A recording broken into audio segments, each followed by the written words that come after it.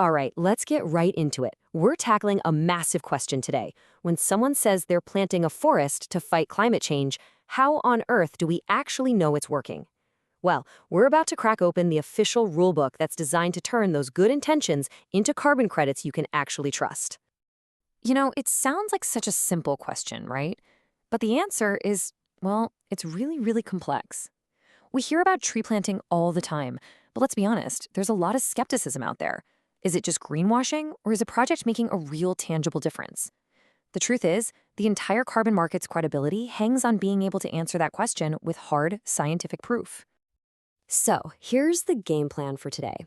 We'll kick things off with the big problem, how to even count carbon in a forest. Then we'll introduce the official rulebook built to solve it. From there, we'll dive into its two different approaches. Think of them as different tools for different jobs. And finally, we'll see how all that number crunching turns into a verified carbon credit. Okay, first up, the carbon counting problem. And the challenge here is just huge. How do you go from a single sapling planted in the ground, or even a whole sprawling forest, to a number, a single precise number that represents 1 ton of CO2 being scientifically pulled out of the atmosphere? You need a system that everyone, from scientists to investors to you and me, can actually believe in. And this, right here, is the absolute heart of the matter. Planting a tree feels great, we all get that. But for it to actually count on the global climate balance sheet, you need stone-cold proof. The carbon market isn't about feelings, it demands rigor. It needs a standardized scientific playbook to make sure that every single credit stands for a real, additional, and permanent ton of carbon dioxide removed from our air. So where does this proof come from? Well, this is where methodology VM0047 comes into the picture.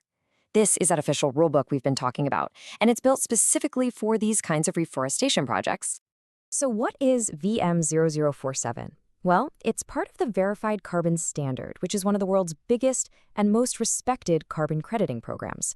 The best way to think about it is like a super detailed instruction manual. It's been written by scientists and carbon accounting nerds to give project developers a really clear, credible, and consistent way to measure their impact. And it lays out 2 main ways to get the job done, depending on what kind of project you have. And right here, the methodology gives you a fork in the road. You've got 2 distinct paths.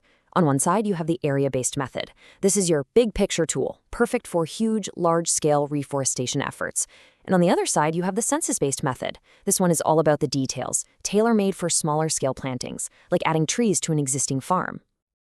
Okay, let's walk down that first path, the area method. And I love this analogy. Think of it like taking a public opinion poll, but for a forest. Look, trying to measure every single tree in a giant forest would be completely impossible, right? So instead, you scientifically sample different parts of it to get a super accurate estimate for the entire ecosystem. So here's how it works in practice. First, project developers go out and set up physical sample plots on the ground where they measure the trees directly.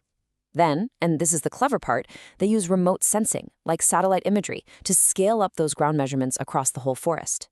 But here's the most crucial step. They have to compare their project's growth to similar areas outside the project, which are called control plots. That comparison is what lets them prove the net growth that's happening because of their work. Now, this is where the tech gets really cool. This stalking index is the key. It's the magic link between what's happening on the ground and what the satellites can see from space. It might be based on LiDAR data. That's the tech that uses lasers to build these incredible 3D maps of the forest. Or it could be as simple as measuring the greenness of the vegetation from a satellite photo. As long as you can prove this index lines up with the actual biomass on the ground, you can monitor a gigantic forest accurately and efficiently. It's pretty amazing. And all this brings us to probably the most important word in the entire carbon market, additionality. You absolutely have to prove that your project made carbon disappear that would not have disappeared otherwise. It has to be in addition to business as usual. The area method tackles this head-on with those control plots we mentioned. By matching project plots with similar nearby control plots, you can see the difference. If your forest is growing way faster than the control forest, well, that's your proof. That's strong evidence that your project is additional and making a real difference. And just look at how detailed this accounting gets. We're not just talking about the parts of the trees you can see, the trunk and branches. No, the methodology makes you account for the roots below ground too. And depending on the project, you might even have to include dead wood, leaf litter, and the carbon stored deep in the soil itself. It's a truly comprehensive look at the entire ecosystem's carbon balance. Okay, let's back up to that fork in the road and check out the other path. This is approach 2, the census method. And if the area method is a poll, this is a complete, painstaking roll call. It's designed for projects where you can literally count, tag, and measure every single plant that goes into the ground. And this number is key, 50. The census method can only be used for projects with a planting density of no more than 50 of these planting units per hectare. And you might be wondering, why such a low number? Well, it's because this approach is specifically for agroforestry or revegetation projects, where the original land use, like farming or grazing, is actually going to continue. You're adding trees to a landscape, not completely converting it into a dense forest. The process here is just incredibly direct. First, you do a full census to get your total number of plantings. The methodology calls this number N. Then, every single one of those units gets a tag and is geolocated. From that total population, you take a representative sample and you measure their growth over time. You then scale up the growth of that sample using your total count, N, to figure out the carbon for the entire project. It is a true, boots-on-the-ground, bottom-up approach. Now, this method comes with some really strict rules. It's only for direct planting. You have to maintain the land's previous use. Every single tree has to be individually identifiable. And here's a really interesting one. Because the basic land use isn't changing, you're not stopping farming to plant a forest. The risk of just pushing those emissions somewhere else, a concept called leakage, is assumed to be zero. That simplifies the math, but it also means this method only works in very specific situations. And this just shows you the huge contrast with the area method. Here, the accounting is laser-focused. It only includes the biomass of the trees that were planted, both above and below ground. Deadwood, litter, soil carbon, all of it is conservatively excluded. It's a trade-off, right?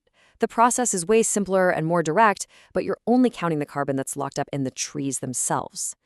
Okay, so whether a project took the poll approach or the census approach, they now have a number for how much carbon their trees have soaked up. But that's not the end of the story, not even close. Let's look at the final, crucial accounting steps that turn that raw number into verified carbon credits. This is where the sheer rigor of the methodology really shines. You start with the total growth your project measured. Awesome. But then you have to subtract a bunch of stuff. First, you subtract the baseline. That's what would have grown there anyway without you. Then you subtract any emissions your own project created, like from tractors or fertilizer.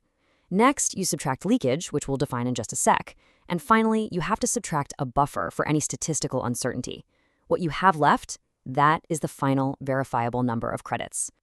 Let's dig into leakage, because this is so important for a project's integrity.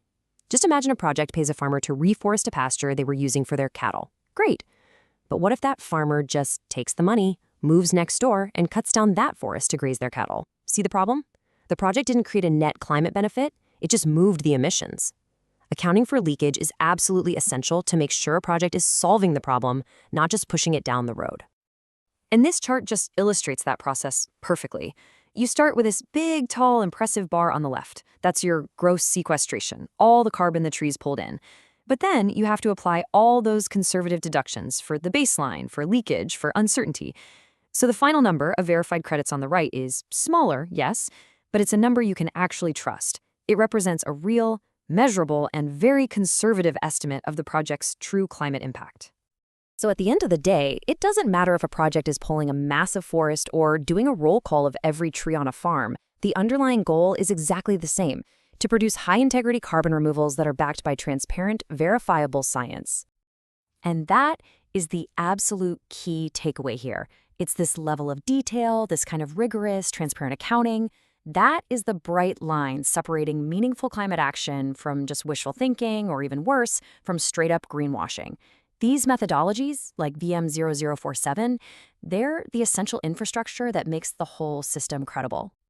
Which really leaves us with one final and very important question. We all know we need to massively scale up nature-based solutions like reforestation. So the real challenge ahead is, how do we make sure that this level of scientific rigor becomes the absolute standard for every single project everywhere? How do we make this the rule and not the exception? Thanks for joining me today.